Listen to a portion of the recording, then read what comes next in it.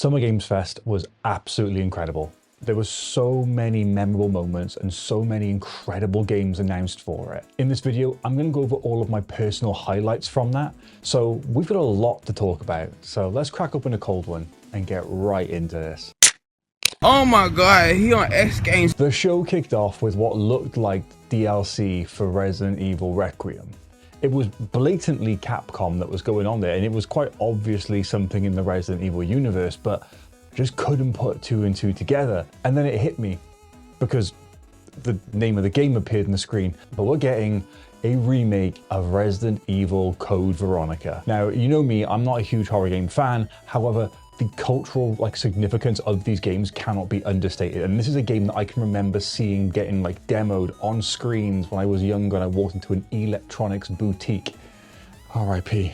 So seeing this come back was just incredible. And it is also worth noting that Capcom have got a really big sale going on right now.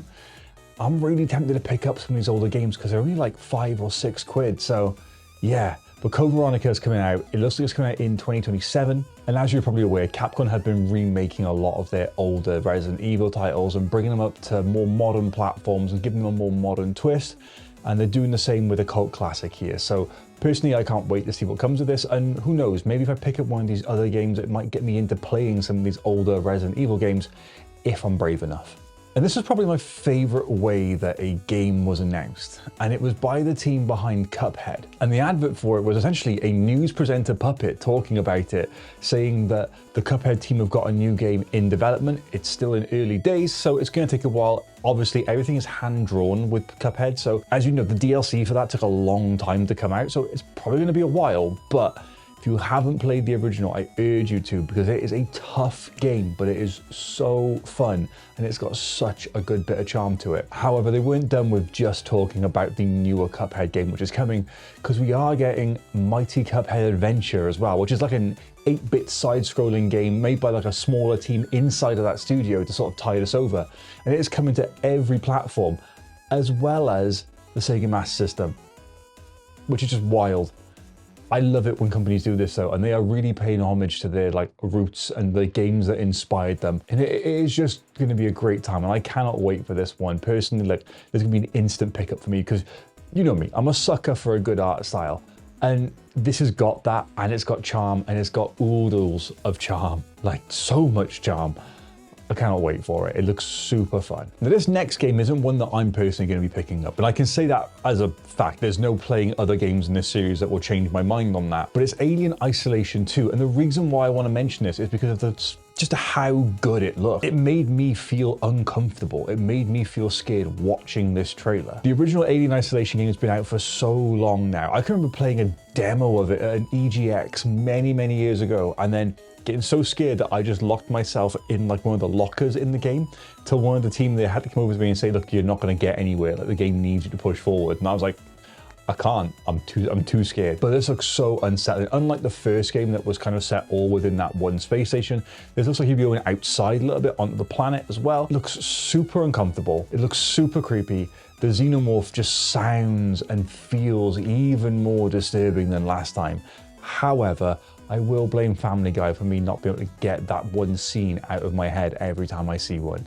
I like to eat you with my little mouth too. A common theme that pops up when I talk about video games is how I see certain video games as art. And there's a couple of games that led me to first believe that. The first one was Ico, and the second one was Shadow of the Colossus. Later on then, obviously, we had The Last Guardian, and you'll be pleased to know that the team behind those games is now working on another game. It's called Gen Atlas, and it looks wild in the best way. You play as someone rummaging around this, what appears to be abandoned planet, or this desolate desert area, and there's giant robots that you then reconstruct and then, I guess, pilot or attack other things with them. We don't know yet. We don't know how this story is going to play out, but what I do know is this is just continuing the argument that video games can be art. It looks incredible. Hopefully it lives up to the standards set by the other games that this team have brought out, because I, for one, am super excited to get my hands into something like this. I remember when I got my PS5 Pro recently, the first game I actually started playing on it again was Shadow of the Colossus, because it's just such a good game. Crossfire was then announced, and this is a game that on the surface doesn't look like it would be something that I would really want to get into and enjoy, But when you look at it a bit deeper, it does look like a really interesting game. Now, it looks like it's based on a lot of stealth and action gameplay, but what was really interesting was the way that your character adapts to the cover in front of them, and the way that they crouch even lower depending on how low the wall is. You've got active camo as well, so you can go almost invisible. It's also a really interesting story between two opposing forces that join up by the looks of it. And it just looks like I want to learn more about it. Like, I wouldn't normally want a game like this, but it was something about it that really got me. Plus, the guy who came out to talk about it afterwards had an incredible mustache. What's not to like? When I was 17, I got into a game called Guild Wars, and it hooked me in a way that other video games had never managed to before. I would come home from school about 4 o'clock in the afternoon, and I would just sit at my PC playing Guild Wars with my friends all night long. And I would do that every day of the week. It was great. I mean, it ruined my grades, but it was great, and I had so much fun with it. Then Guild Wars 2 came out, and something just wasn't hitting for me with it. I don't know what it was. I just couldn't get into it. When Guild Wars 3 was announced at Summer Games Fest, there was something that was relit inside of me, and some proper passion for this has come back. And this morning, I was looking at, can I still play Guild Wars 2 run on my Mac? And it's like, I won't, I'll have to do it a different way. But I'm like, cool, I'm just gonna wait. I'm gonna let that excitement sit. Yeah, the art style looks a little bit different to what you'd normally expect, but I'm just super excited to see how this is going to turn out, especially with the rise of console MMOs. Guild Wars was always something which I preferred to World of Warcraft because there was no monthly subscription for it. I would play that game so much that it actually could have justified a monthly subscription for me. I can remember I would have characters of every single class, and I'd get them all to max level. I built my warrior for runs, so people would pay me in-game currency to then run them to other areas of the map because I had the build for it. It was so much fun. I had so many good memories, and I really want to play Guild Wars 3. If I can play it on a computer, great, but if not, it's got PS5 support, so what's not to love there? And for those of you that are wondering, the background you see behind me is from Guild Wars 1. 1666 Amsterdam was then announced. And this is by the team that were previously working on Assassin's Creed titles and have gone off to form their own studio. And what I will say is when one of the team came out afterwards, I have never seen someone look so happy to be talking about their game, and that made me feel excited about it. That's what I love about gaming at the moment, is that there's so many opportunities for people out there to get what they want out and what they're passionate about out to the public. So I really hope this continues. But 1666 Amsterdam, I think it's either that or Amsterdam 1666, whichever way around the title works, looks incredible. It looks like you're going to be doing the Assassin's Creed-y style movement through the streets and stuff, but then there's also you play as a cat at some points, and there's witchy stuff with magic and all that. A really dark storyline. I really want to check it out. There's a prologue available for it now on Steam, so I have got that downloaded. I'll play it on my deck at some point and see how that goes. But yeah, it looks really, really interesting, and I'm really keen for it. And again, their passion came through because it's what excited me to want to play it. I suck at video games, but I do love Soulsborne games and Souls-likes in general. And Lords of the Fallen 2 got shown off again, and the more I see of this game, the more I get hyped for it. But this time it was even creepier because one of the monsters' wings and entire sort of appendages were just all arms. It was weird as hell, and it looks so freaking cool. I really, really want to play this game. I know obviously you could play Lords of the Fallen 1, but with how much hype is behind this second one coming up, I'm just going to save it all and wait for that and just get into it. It looks super cool. It looks really dark, as you'd kind of expect from a game of this genre and this ilk. But yeah, it looks so good.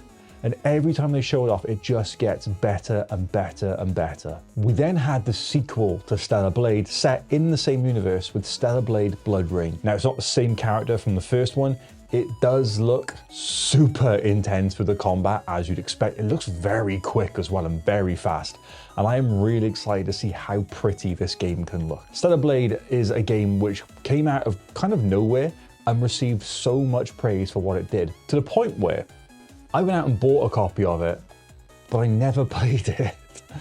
It shortly after getting it arrived on PlayStation Plus, and I now still have a sealed copy of the game. There are PS5 Pro enhancements for the original, so I am going to be playing that through before this next one comes out, but this one just looks amazing. The combat, the characters, everything just looks like it's going to flow so well, and I can't wait to learn more. And this is the problem with Summer Games Fest. We get such a small look at these games, and it leaves me wanting more for most of them.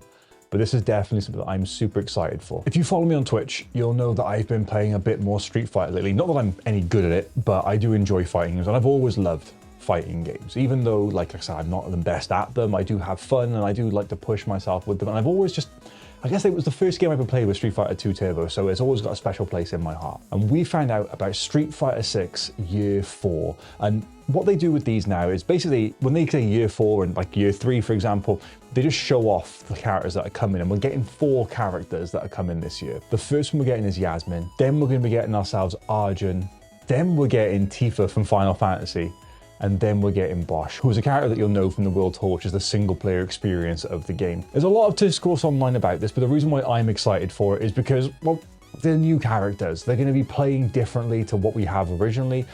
I'm really excited to see how they go. Now, yes, there is a part of me that is like, cool, we haven't got Claw, we haven't got Boxer, we haven't got Dudley, we haven't got the twins. There's so many characters they could pull from to make this game really good. And yeah, it would have been nice to have like a throwback character in there, I'm not gonna lie. But Street Fighter 3 Third Strike has got minimal characters that you'll recognize from other Street Fighter games, and it is one of my favorite fighting games. They don't need to all be there. They're in spirit with the way that some of these characters play, and I'm excited to learn more about them and see how they actually play. I just beg you, Capcom, can you put another charge character in, please? I just need some more stuff like that. Like I can't do quarter circles.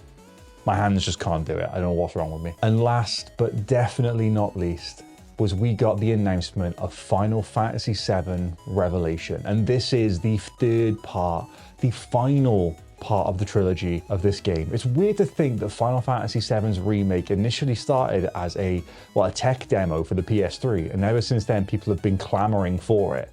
And we finally got it, and they split it into 3 parts, and it has taken so long, but it is coming out in spring of next year.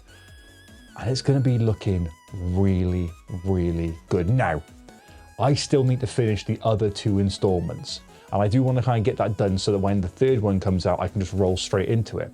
But what's really interesting about this is it's not launching on just PS5. It is coming to everything all at once. Usually Sony has exclusivity for it for at least a few months, if not a year. It took freaking ages with Final Fantasy VII, but now it looks like Square are just going to push it out to everything at once, including Switch 2.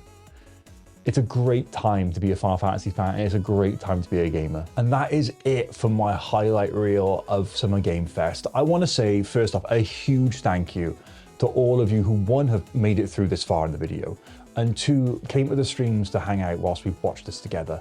It was such a good laugh, and I love riffing with people back and forth in the chat, having people be excited, and just seeing people's joy. It was such a good time. Whether you watched me on YouTube or Twitch or wherever it was, thank you. From the bottom of my cold heart, I appreciate all the love and support. It's solidified that I want to keep on doing this because I'm having a good time making this content, and reviewing these sort of events is a really good thing. I'm really enjoying it, so thank you for all the love, and thank you for all the help, support, kind words, and even the nasty words that you say as well. But yeah, that was Summer Game Fest. That's the highlight reel. I've got another video that I'm making on Summer Game Fest as well. And also, we've got Day of the Devs to talk about. We've got Future Game Showcase, which is happening right now whilst I'm recording this, I think. So there's so much to talk about. I'm not going to be doing a live reaction to Future Game Showcase, but I might talk about some of the highlights from it. As you can probably guess as well, there's no big head mode this week. There's just so much news to talk about with these showcases. Like this is your big head mode, all right? But yeah, that is the catch up for you. Thank you once again for everything. Let me know what you were excited for. Let me know what you loved seeing, and let me know what you're looking forward to the most. Also, Teenage Mutant Ninja Turtles Last Ronin. Don't just give me a teaser for it. Show me some gameplay. I want to know more. Platinum Games can do no wrong, so give me more. That was Summer Games Fest. Jeff Keighley, you knocked out the park. A solid showcase. Well done, and no high guard too. Thank you for everyone who's checking this out. Look after yourselves out there. Stay safe, and I'll see you on the next one.